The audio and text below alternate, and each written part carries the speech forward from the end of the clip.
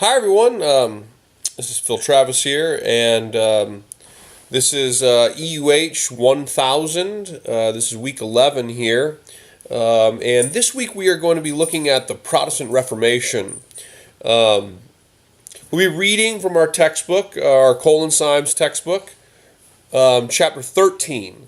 And this deals primarily with the Protestant Reformation. You have your graded discussion forum this week. We are coming down the home stretch. We just have 2 weeks left in the term.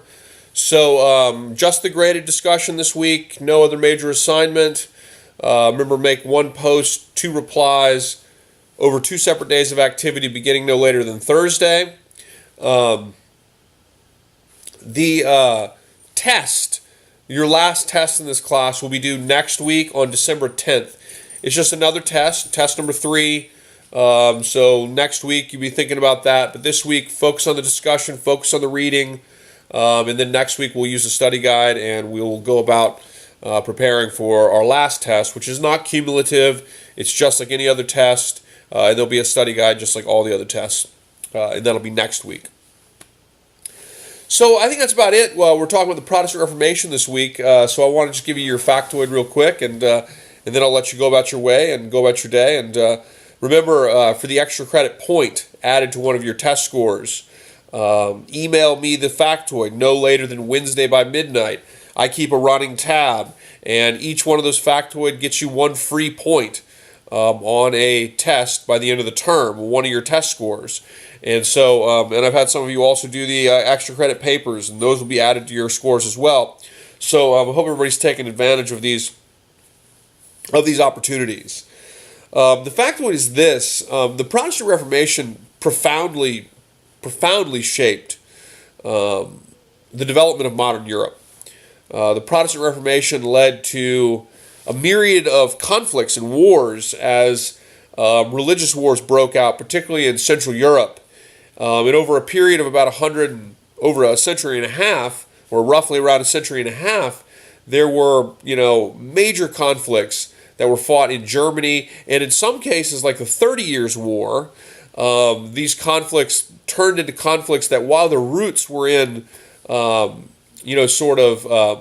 religious wars between Protestantism and Catholicism, these wars ultimately the 30 Years' War became a war in which pretty much all of the major European powers sort of got involved in fighting in Europe out of an attempt to use the war as a way to advance its own, political power within Europe.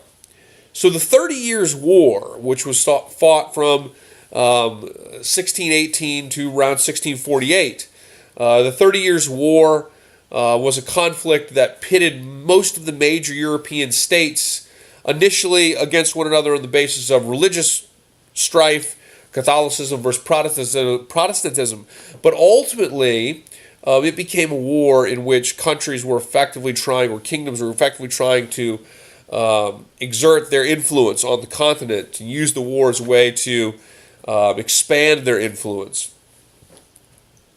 It was a bloody and destructive war. It was a war that led to, in some cases, mass destruction in certain areas of Central Europe, in communities and towns, in addition to battles on the battlefield.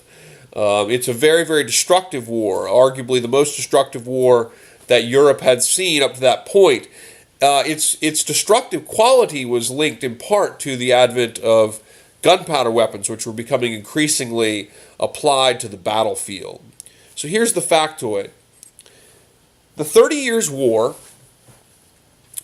ended in 1648 with a series of meetings that were effectively a first of their kind. These were the first real modern diplomatic peace negotiations in the modern sense. And the most significant of these peace negotiations finalized what we call the Peace of Westphalia. West, W-E-S-T, Phalia, P-H-A-L-I-A. The Peace of Westphalia, which was the general peace that ended the 30 Years' War. Again, these wars that were ultimately connected to the Protestant Reformation. religious disputes, Protestantism, influence of Protestantism versus the influence of Catholicism. The Peace of Westphalia, though, was very significant because it created the concept of national sovereignty. So what national sovereignty means, just in the same way that we as individuals have natural rights, national sovereignty was an agreed and accepted principle that the modern world has accepted, that all nations are due effectively to basic protections of their sovereign territory. Okay, so that every nation, big or small, has a right to have their territory free from infringement by another nation, right? That you have a right to govern yourselves, that you have a right to be free of another major country coming in, invading you to try to advance their own self-interest. Now, we know that countries violate this. There's numerous cases where countries have violated this since. But when a country violates that, technically, such would be a violation of international law.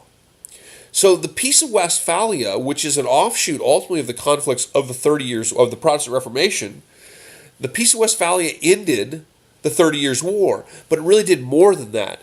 It created the basis for the modern international system, the sovereign state system. It created the basic groundwork for what is today international law, in the basis of state sovereignty and the idea that individual states have a right as sovereign territories to be free from the undesired attacks of foreign powers against them, in an attempt by a foreign power to sort of use their power to expand their self-interest at the expense of a smaller country.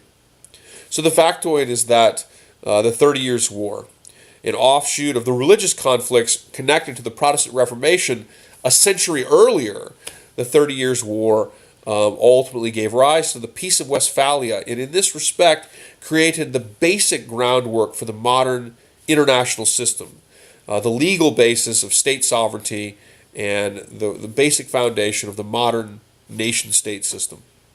All right, guys, have a great week. Email me that factoid no later than Wednesday by midnight. Let's have a great week reading chapter 13. Our last test will be next week, so email me if you have any questions.